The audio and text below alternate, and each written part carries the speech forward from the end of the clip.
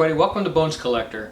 This is a video series where Lori and I are taking the time to play through our library 2 or 3 games at a time and then making a video. We want to do that so that we can show you the games all set up so you can get an idea about what is in the box, and then I can tell you how to play the game in a little more detail.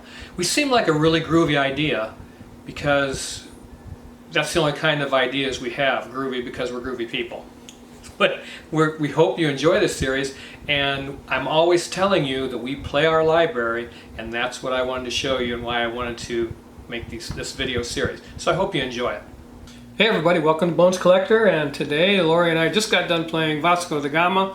We played it 3 times in a row, and you need to play it 3 times in a row because it gets a little tricky, but this game was designed by Paolo Mori, and it came out in 2009. It's for 2 to 4 players, and the art is by Mariano Iannelli, and I wanted to point that out because the art in this game is beautiful, in my opinion.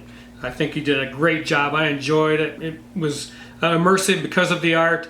I really enjoyed the way it was drawn and the color palette. Everything about the art of the game is fantastic. This game was originally distributed in Europe by What's Your Game, I believe, and then Rio Grande Games had the distribution rights here in the US. So that's why you see Rio Grande. A lot of times you'll see on the internet this game with What's Your Game on the box cover. Now I had some games from What's Your Game. They do a nice job publishing Euro games. I still have Railroad Revolution, and we used to have Zhang, which I love, but it was just a little bit heavy for us.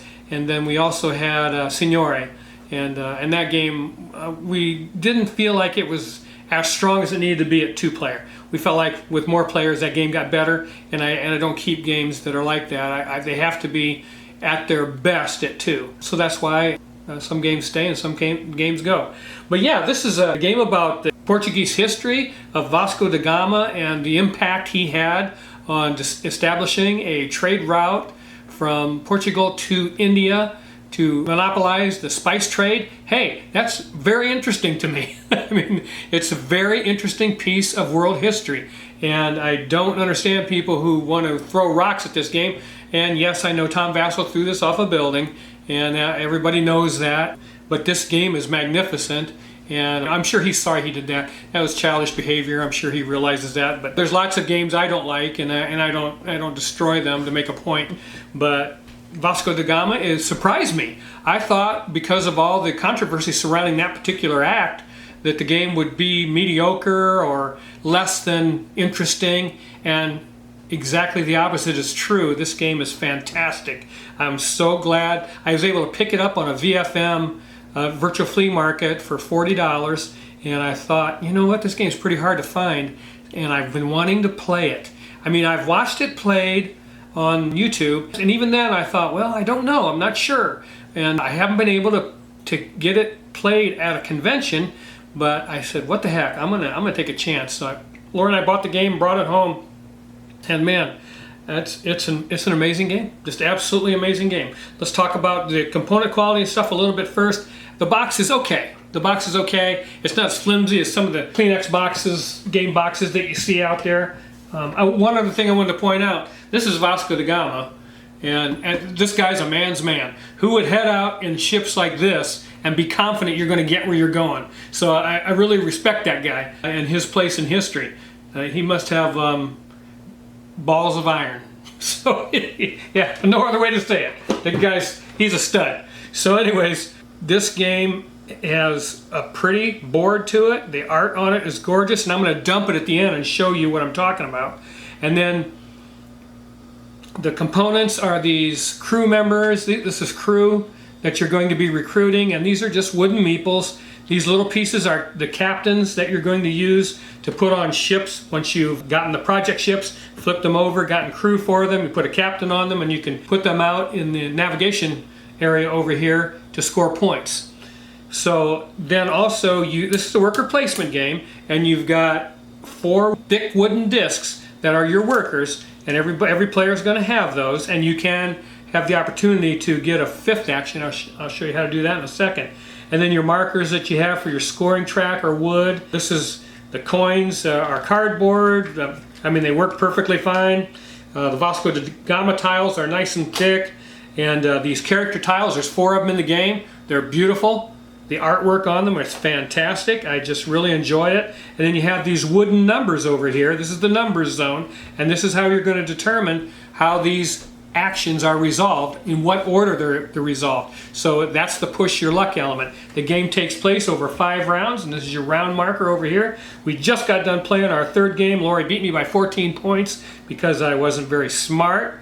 I'm still trying to master this area of the board, this navigation thing. If I had just gotten one ship, you see this line up here, whenever you fill up one of these rows in the navigation areas, then you get the bonus points for every ship you have in that row that is printed on the board. So this is a 5. This is the most you can get. It goes 5, 4, 3, 2, 1 down the board because this is the furthest away. So if you can time this so that those ships get pushed up and fill that row, you get 5 points for every one of your ships in that row. And as you can see, I had 3 of them in there. 3, that's 15 points. She beat me by 14. So I just, this part of the game, I'm still trying to figure out how to master it. And that's why I'm really in love with this game.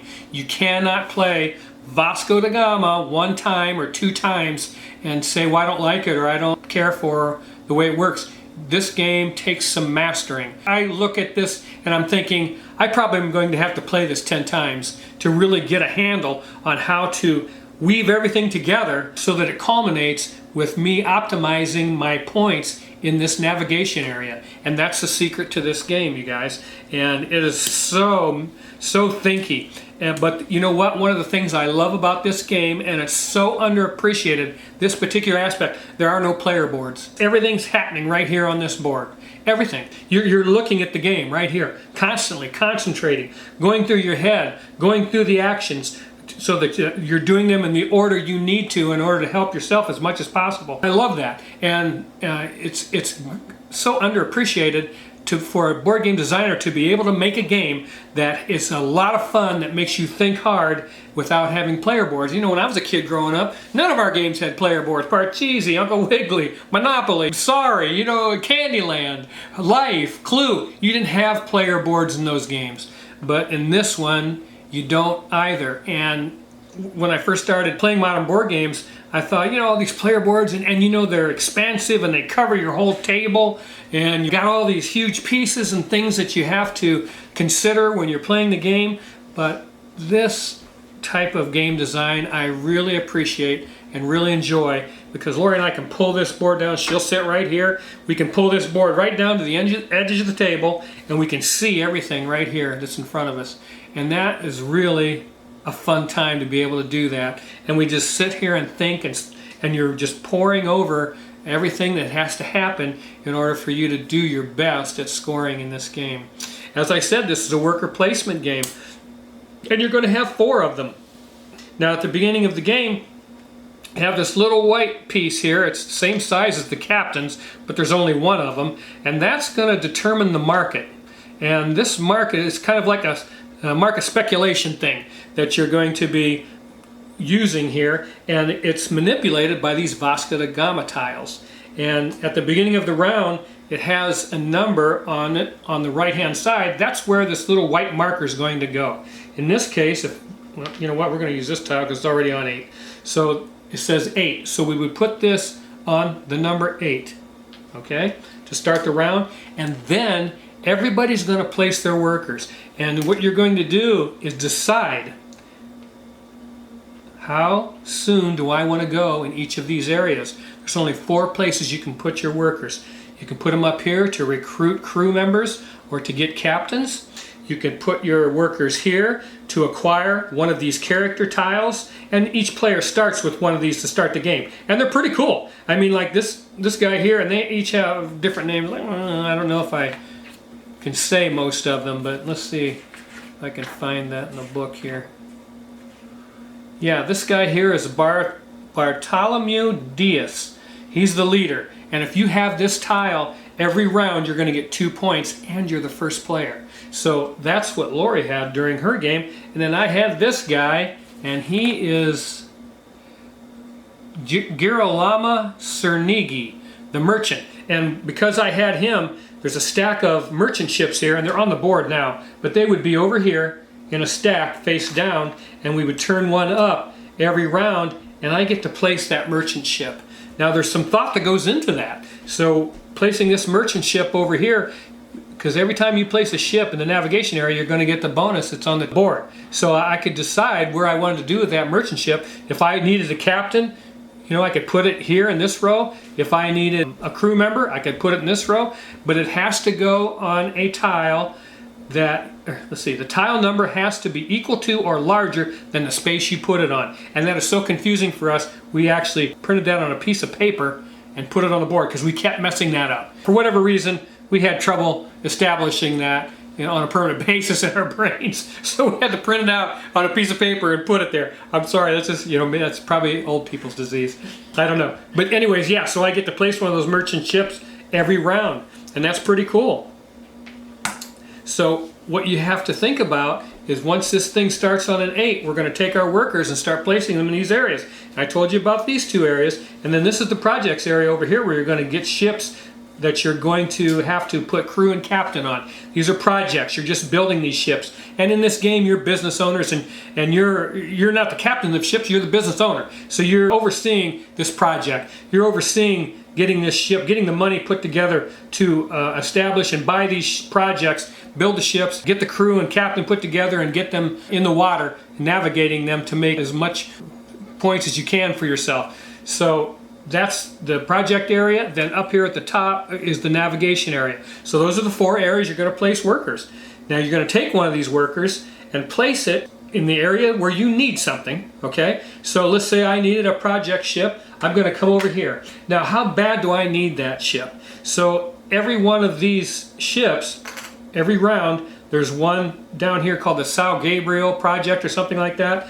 And this one, if you buy it, and you can only buy that one, you pay by how many crew members it needs. So this needs 4 different color crew, so it would cost $4. But the nice thing about it is you don't have to provide the crew. If you buy that one tile and you only get that one, if you're taking that out, if you're going to buy that ship, you can take that tile, flip it over, and it comes satisfied with the crew. It comes with the crew it needs to sail. All you have to do is put a captain on it. So that's pretty cool. Or you can pay $1 and take one of the other 6 tiles, because this would be full over here. Or you can pay $4 and take 2 projects and put those in front of you. And then here's the deal. If you see something there you want really bad, because you as a player are going to determine the order in which these workers are resolved. Just because you put your marker in an area, by the way, before I forget, these blue and black markers you see on here are just blockers for a 2-player game. I should have mentioned at the top of the video. But they're just blockers and taking up spaces for a 2-player game. And it's marked on the board. You know, it has a picture of which spaces you can use. But you're going to determine when you want to resolve those by taking numbers from this number zone. And once you place a worker, you're going to have to decide, am I going to push my luck? Because this thing is going to move.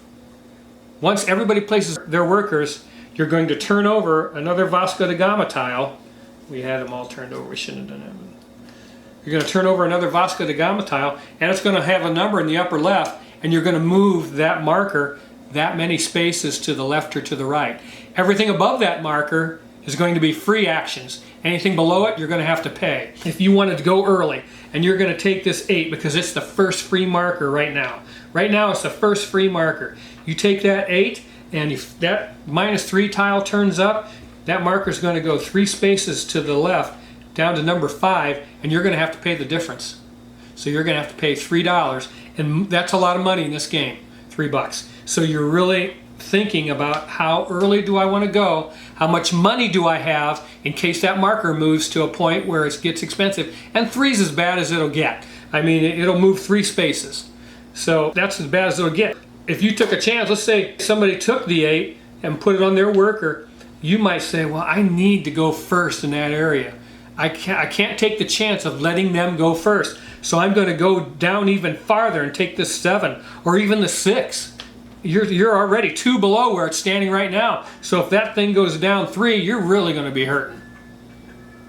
You see how that works? So you're going to have to pay, and that's a push. That's the push your luck element in this game. So when you place your worker, you're going to take one of these numbers and put it on your worker, and that's the order it's going to be resolved in. And once all these workers are placed, you know, wherever you have them, and they're full of numbers. You resolve them in order. And then your opponent would have maybe something that looks like this. And all these numbers are on here. And then you just resolve all of these in the order of the numbers that you put on those workers.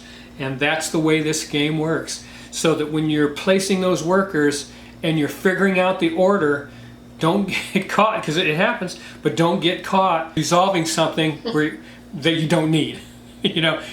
Oops, I wanted that other worker to go first. I messed up in my calculations and the way I was thinking. I put the wrong number on there, and now I'm going to have a turn that just doesn't do anything for me. And you have to watch that and make sure it doesn't happen to you. And anytime when you're pushing your luck over here, if it doesn't work out for you, let's say that thing did go down -3 and you end up going to have to pay a bunch of money, you can always say, I pass, and take the consolation prize of the coins printed on that particular row. And it goes from 1 to 3. So you can take that money rather than pay out. If you happen to be hurting for dollars, maybe you don't have enough money to pay. You're just going to have to forfeit that particular worker and a particular action, and then take the money on the board. So it's not a do all or die thing. You do get something if you make a mistake, so you can recover from it. And I like that. I'm glad they built that in there. And again, it's one of the things that makes this game so fantastic, because you don't get hurt if something like that happens to you. And then up here in this, when you're recruiting crew, you pay. When you're trying to get captains, the captain costs as many dollars times the crew members that you recruited. So if you recruited two crew members, your captains are going to be $2 a piece. If you recruited 3, it's going to be $3 a piece. Or you can pass completely and take a captain for free, something like that. But that's the way this system works, and it works beautifully. And again, you're trying to weave all of this together so that it culminates in points over here in this navigation area, because placing those is everything. There are bonuses on those ships once you get them on the board. This is a 5. If you happen to, this I got the icon for a victory point and $1 on it. If you placed it down here, for every time that gets to move up, you're going to get that bonus during that round. And again, the idea behind placement of these ship tiles in this area is to try to get these rows filled up, time it so that those rows get filled up, and at the end of the round you're going to get those bonus points that are printed on the board. If you can work it out and make it happen, it's great, man. It's a great feeling, and it's why I like this game so much. And again, it's why I have to play it some more, to be able to do that with more regularity. I had some that I was able to get my bonuses for and time them so that, but not the big ones. If you can get this row filled up and get some ships up there, you're going to get a lot of points. And I haven't been able to master that yet, so I want to keep playing this game and try and figure out how I can do that to the best of my ability. But man, I tell you, thank you to Paolo More. I want to take a minute to thank him for a wonderfully designed game. Thank you for that we can play a game like this and enjoy it. I don't know where the criticisms come from for this game. It's magnificent. If you can find a reasonably priced copy, grab it. Because it's a very, very good game. And I want to take the time to tell you about it today. And of course, you get a whole bag of crew members, these wooden crew members that you're going to recruit. And every one of these ship tiles projects that you're going to have to put crew members on has a number, tells you how many crew to put on it. Like if it has number 5, you have to have 5 different color crews on there. And there's only 4 different colors, except for this guy, Alvarez, can get you a missionary crew member. And when you have one of those ships that has a 5 on it, you have to go get this from whatever player has it. That's the way the game works. You have to go get it so that you can get one of these missionaries and complete that tile. Because any other tiles you can complete with the crew members, these different color crew members, but those 5s, you got to have some of these missionaries to do that. And that's one of the things that makes this game great. And I don't know if I talked about this guy or not, but when you take this guy, Manuel the First, or whatever his name is, if you go down here with your worker and you can take this tile, you take that in your player color, which mine would be yellow, and then you take one of these high numbers from the number zone, 21 or 22, put it on top of there, and that's a 5th action. And that can really be helpful. But you're going to go last because the number is real high on it, but that's okay because it's still a 5th action and there's still something out there that you can probably get that may not help you this round but may help you in future rounds, so it's something you have to think about. That's the 4 characters in this game. And you can take these from each other. Any one of these you can take. If you go here and it's your turn to resolve your worker that's there, you take your number marker off and say, well, I'm going to go to here and I'm going to take Bartholomew Diaz from you because I want to be first player next round, so I'm going to take that tile, and now I'm first player next round and I'll get 2 points. And I mean, I could see somebody taking this the last round and winning by 2 points. I mean, if you are smart enough, which I'm not, but if you're smart enough, you could see how the points were working out and maybe say, you know what, this is going to be so close that 2 points may be the difference. I'm going to take that tile my last round. So something like that. But the tile powers are very cool indeed. They're very neat and interesting, and the decisions in this game are very cool and interesting, and I love it. And it's Vasco da Gama. Thank you for letting me tell you about it, and I was pleasantly surprised by this game. It gives you a nice little history lesson here in the rule book, which I certainly appreciate, and I love real world themes in board games. Not all the time, but a lot of the times. But if you get a chance to get it, or better yet, if you get a chance to go to a convention and play it, give it a shot. It's pretty easy. Lori and I played this. What did we get this one done in? It was 35 minutes. 35 minutes. We played this game in 35 minutes. Man, there's something to be said for that. But that was our 3rd play. Yeah. Yeah, it was our 3rd play. So we were pretty good at it. And we're just slamming down workers and, oh, let me think. Yeah, we're the... And it's pretty cool because there's only a 1 -3 in this deck, and there's like 10 of these tiles. I think there's 10 of these tiles. How many? 9 or 10. 9 or 10, and there's only 5 rounds, so you're not going to see all of them. But you kind of, after the 3rd play, know what's in there. So if the -3 is gone, you're like, the -3 is gone, so this might go up, which is going to cost me money. There's a +3, a +2, a -2, and things like that. So once you see them, you're paying attention while you're playing, and once you see those, let's see what's gone already. What have we seen already? Which Vasco da Gama tiles are still in the deck? Because then it helps you with the speculation a little bit for the number zone. But that kind of thing goes on in this game. It's absolutely fabulous, you guys. Oh my gosh. Yeah, great game. It's Vasco da Gama. Hey everybody, how you doing? Welcome to Bones Collector. Today, Lori and I just got done playing Heaven and Ale. Michael Kiesling and Andreas Schmidt, they were the designers. And if you watch my channel at all, you know I love Michael Kiesling's games. This came out in 2017, 2 to 4 players. It's a high-low scoring thing, and I'll explain that to you. You use a rondelle for your action selection, and then it has tile placement and grid coverage and that kind of thing. The Eggertspiel is the publisher, and the game, it is what it is. It's a step up from Castles of Burgundy as far as production. I mean, there's, I don't know how to describe it. It's okay. It's not anything that's going to wow you. The production is what it is. It's a Euro game with that classic Euro game production back in the, it should have been, Eggertspiel has a winner here, and they should have done a little better job with this game. I'm not even going to talk anymore about the production of the game because there's nothing to talk about really. But the game itself is magnificent.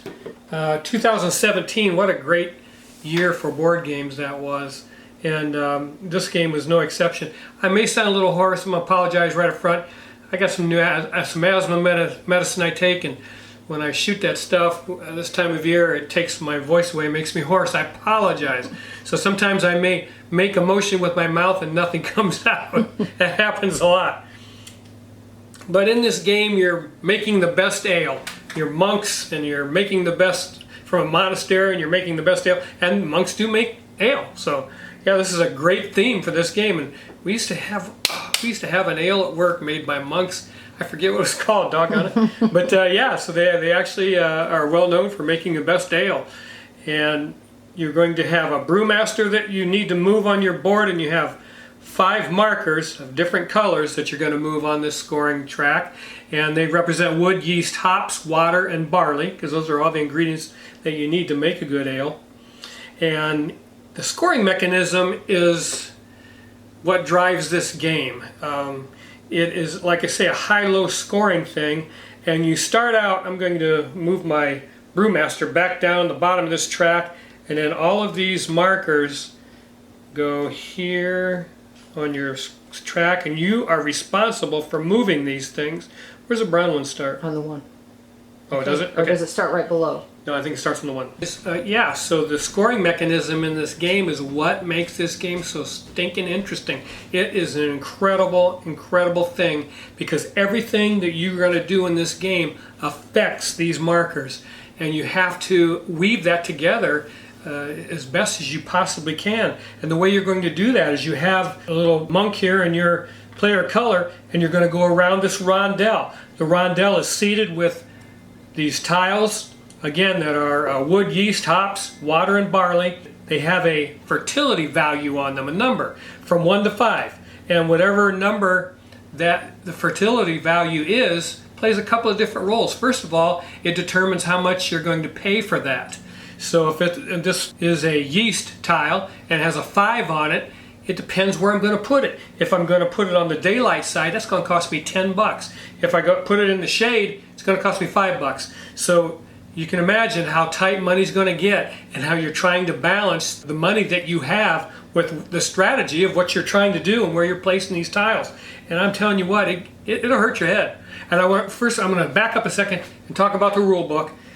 This rule book is only 8 pages long, and it has large font and plenty of pictures and plenty of examples on how to play this game, and this game will hurt your head. It is so wonderful to have that kind of simple complexity.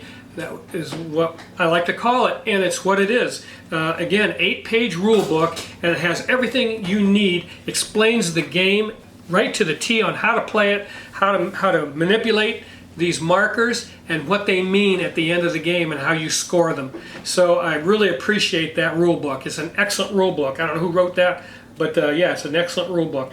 Then you have a player board here, and this is where you're going to place the tiles that you're going to take off that rondelle.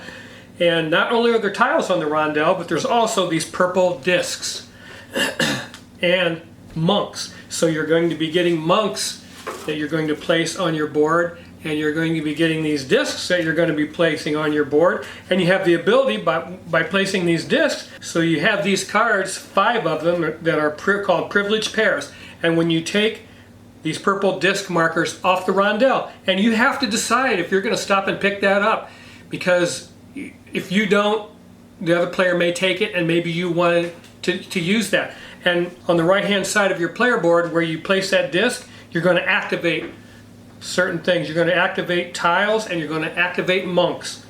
And once you get to, you have the opportunity for 5, like I say, 5 of these, to do them in pairs. Then you can place one of these cards, and these are powerful cards, and you want to do those. Like this will move your brewmaster 5 spaces.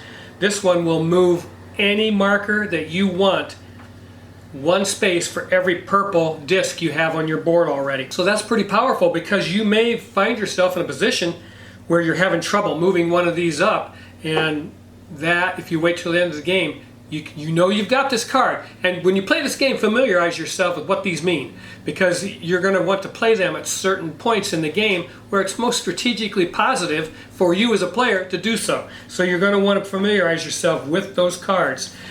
And then it is possible to score 0 points in this game. So you want to make sure that if you don't get all of your markers up to this number 1 space, if one of them is lagging behind and you can't get it moved, you're going to score 0 points, because the marker that you have in the back is going to multiply times the points that are on the space where your brewmaster achieved on the scoring track. So you're trying to get that brewmaster up, because it starts out 3 points and it goes to 4 and then it goes to 5, and you can actually get 6 points times whichever space your last marker's on, 6 times that space. So that's how the scoring works. And you can affect that at the end of the game by money. If you have some money, you can pay $10 and move. For every space you want to move on those markers, you can pay 10 bucks. So that's another thing you want to balance in towards the end of the game. And when you're seeing where your markers are going to end up, and then where your brewmaster ends up also on your player board, it'll tell you how many spaces, because at the end of the game you can move these. I've got them set up for the beginning of the game, guys, but I'm going to move them. And if my brewmaster is right here, which is where it was, and it's on the 2-to-1 space times 5 points. So what that means is, if I have, maybe I've moved one of my markers up to all the way up to this 14 space, and then these guys are scattered here behind. What's going to happen is, because I'm on a 2-to-1 space, if I move this back, this lead marker back 2 spaces, 1, 2, I can move one of these guys up 1. See how that works? And then I can do it again, because I'm on a 2-to-1. 1, 2, and I can move one of these guys up 1. And you're trying to move these up. So 1, 2, and I can move this yellow one, because I'm trying to get these markers up as fast as I can. And then I only have one move left, 1, 2, because you can't pass that. And I would move that yellow up, and I ended up with 2 markers on space 4. Well, it's just wherever, it doesn't matter how many you got on that space, it's just the highest space of where your last marker is, times 5 points. So that would be 20 points, which is coincidentally what I did in this game we just finished. But that's how the scoring works. And so everything you're doing in this game, you're trying to affect these markers and get them moved. And the way you do that is by placing these tiles. When you place them on the daytime side and activate them, they move on the marker of that color. When you play them on the shady side and you activate them, they give you income. So if you have a tile that has a fertility value of 5 in the shady side and you activate it, like this wood, you'll get $5. Then, as if that's not enough to think about, once you surround one of these farm spaces, depending on the sum of the fertility value of tiles that you've placed around this farm, it'll determine which farm you get to take and place in the center of all those tiles, and how many you get to activate. And it has a value chart right on your player board. And so this player board is complete, it's excellent, and I really enjoy the way this game is set up, so that you can visually see everything and determine everything you want to do, and just try to do the best you can to affect all those markers. And I'm telling you, it's so deliciously wonderful. This game truly is elegant. I know that term is bandied about in board gaming, and very seldom is it earned. But this game is elegant. It is a wonderful design by these guys, Kiesling and Schmidt. And of course, Michael Kiesling does it over and over again. He's my favorite board game designer just because of this. There's very few rules, and there's just a lot happening in this game. I was late getting this game. It came out in 2017. We just bought it at the last convention. I played it at a convention. I liked it. Of course, I loved it. Lori wasn't so crazy about it. And then we played it again. Did we play it again? I don't know if we played it. No? I just decided I'm getting it.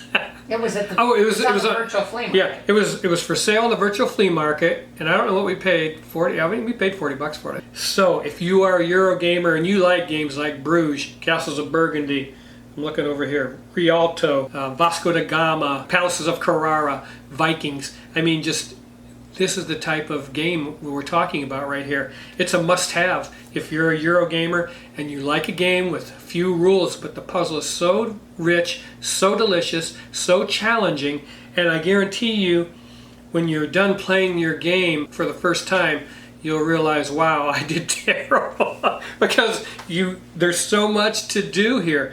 Because when you place these tiles, you're trying to add up the sum to determine on the value chart which farm you want to put in there, because they give you different things. They activate different number of tiles, and they move the brewmaster different number of spaces. So you're trying to decide what farm, what sum, in other words, same thing, what sum of fertility value on those tiles surrounding that space you want to attain. So you're adding those up in your head, and you're looking on the rondel, and you're saying, well, I only want to get a 2 because I don't want to go over an 11, and I want to keep the value of that sum at 11 because it'll move my brewmaster 3 spaces, even though it only activates 1 tile.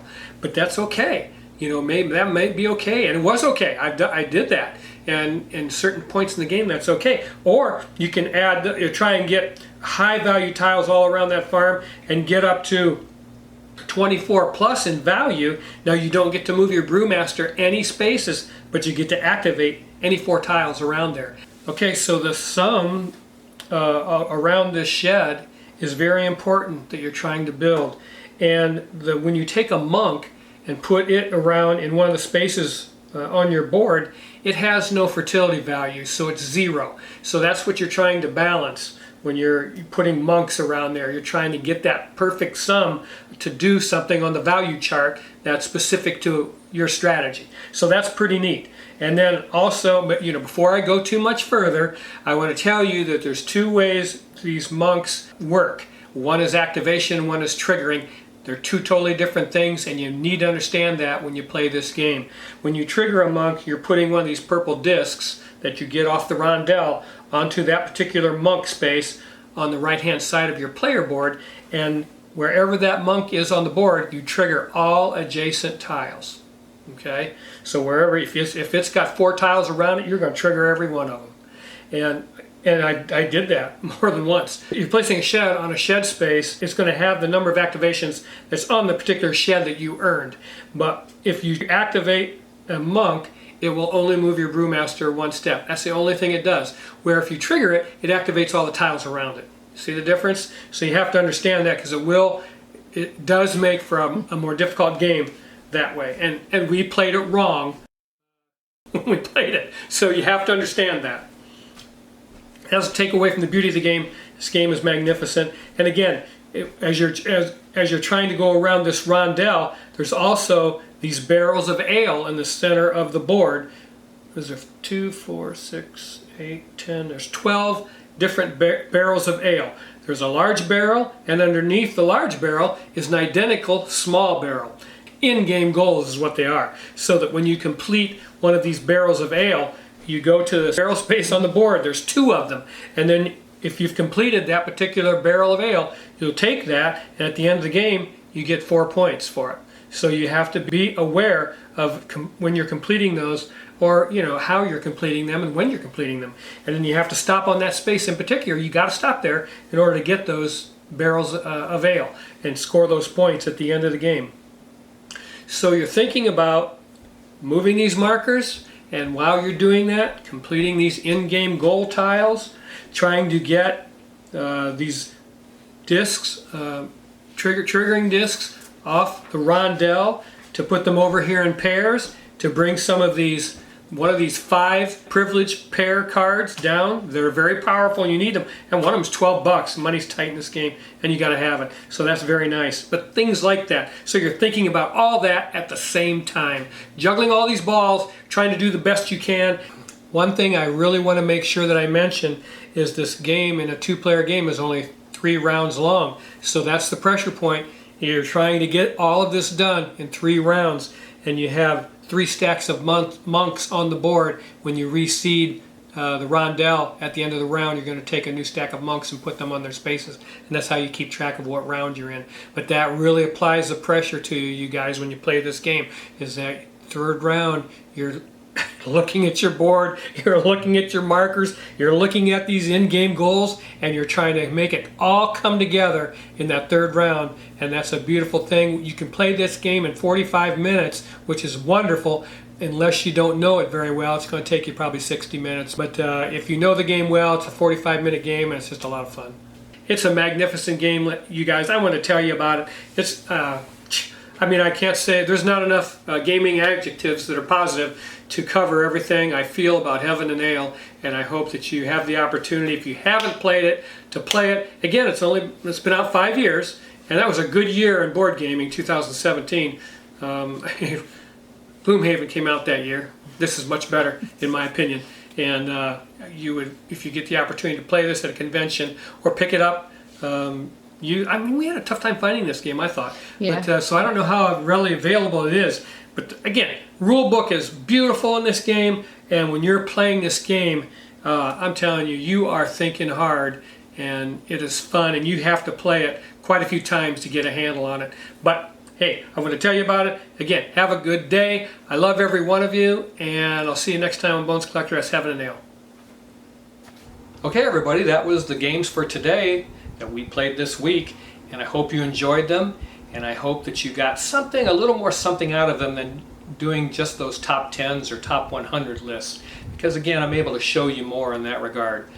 Please like and subscribe. When you take the time to like our videos and then make a comment, that's our payday. We don't get paid for any of this until you guys tell us what you think of our video. And thank you so much for that. Have a great day, and I'll see you the next time on The Bones Collector. And remember to keep on board gaming, because it is the best doggone hobby on the planet. Bye-bye.